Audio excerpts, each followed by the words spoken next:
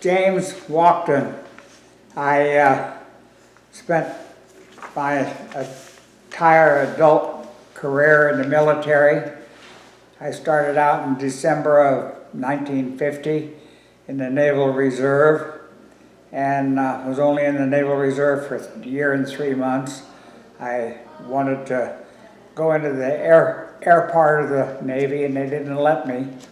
So March of '52, I left the Navy and went into the Air Force, and with a 78-day lapse, I was in the Air Force from 5 March of '52 to 1 June of '72. Most of it was maintenance, and about half of it was maintenance and the other half was flying. And I got connected with Anderson Island American Legion. One of the guys that I used to fly with, Paul Smith, and my daughter invited me to come out to Anderson Island to one of the American Legion meetings, and they presented me with a blanket that Judy Whiteside had made for me, and I thought, well, that's a nice bunch to join up with, so I joined the American Legion at that time. As I say, when I came into the military, half of it was maintenance, second half was flying, and I was fortunate in my military career to be stationed only in 4 different military bases. Davis Monthan Air Force Base, Tucson, Arizona, was where I started out in maintenance, and got transferred to Incirlik Air Base, Turkey, and I was selected as base engine manager. I had control of all installed and uninstalled engines on the base, and worked in the Director of Materials office, which required me to get a top secret clearance. And of course that followed me the rest of my military career. And in '65 I got the opportunity to go into the flight engineer career field, and was in that for the rest of my military career. Enjoyed it. One of the trips that I made that I found most memorable was, well, I was in only 2 conflicts, Korea and Vietnam, and had the opportunity, came into Da Nang Air Base, Vietnam one time, about 30 minutes after a major mortar attack that they had. That's one of my more memorable trips that I made in my flying career. Another one that I remember one time, one of my pilots was a ham radio buff, and he had a little book that had all kinds of ham radio and CB call signs to them. And on one of my trips over to Japan, we were leaving Elmendorf, Alaska, after refueling and going over to Japan direct. You had quite a bit of fuel, so we were unable to go above 33,000 feet for about 2 hours. And Charlie was talking to one of his ham radio buddies down in Oregon, and he says, "I can't hardly hear you." And Charlie says, "Well, wait just a minute." And he called back to me and he says, "Can we step climb?" And in those days we made 4,000-foot step climbs. And we were able to, so as soon as we got leveled off at 4,000 feet higher, Charlie called the guy back and he says, "How do you read me?" Of course, he had never told him he was a C-141 airplane. And he says, "How do you read me now?" And the guy says, "Oh," said, "I read you loud and clear." I said, "What'd you do?" Charlie says, "I raised my antenna." Never did tell him he was a C-141.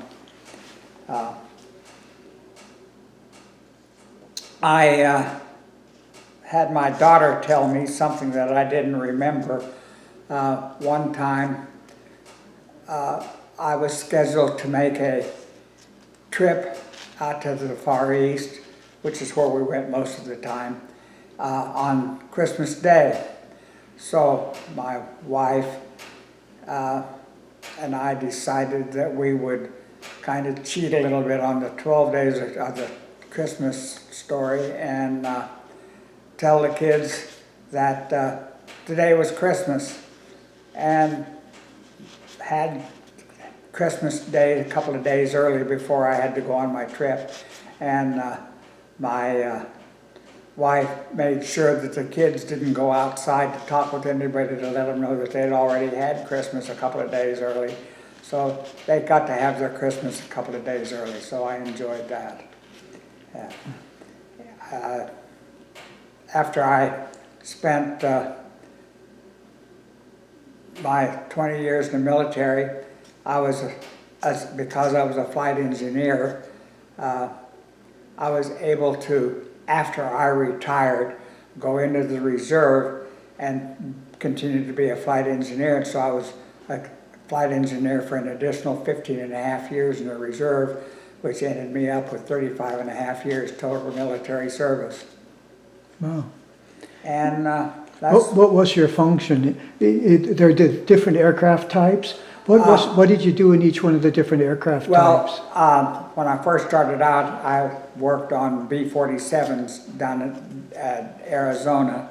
And when I went over to Turkey, as I say, I was base engine manager, and I was in the Director of Materials office, which is what required my clearance to be upgraded to top secret. Anyway, when I came back to Williams Air Force Base, Arizona, I was on F-5 fighters, and was on that until I got the opportunity to go into the flight engineer field, and went to school for flight engineer, was transferred up to McChord Air Force Base, Washington, and started out for a very short period of time on C-124s as a flight engineer. And then I went to 141 transition school and spent the rest of the time on C-141s, ending up with a little over 9,000 flying hours, and thoroughly enjoyed all of it. And as I say, after I retired, because I was a flight engineer, they allowed us to come into the reserve, and that was when I spent my last 15 and a half years in, ending up with 35 and a half years military. And enjoyed it, every minute of it. Did you have any experience with specific aircraft at that time, during the last 15 years? In what respect? Any particular, any specialized aircraft, or just the C-141.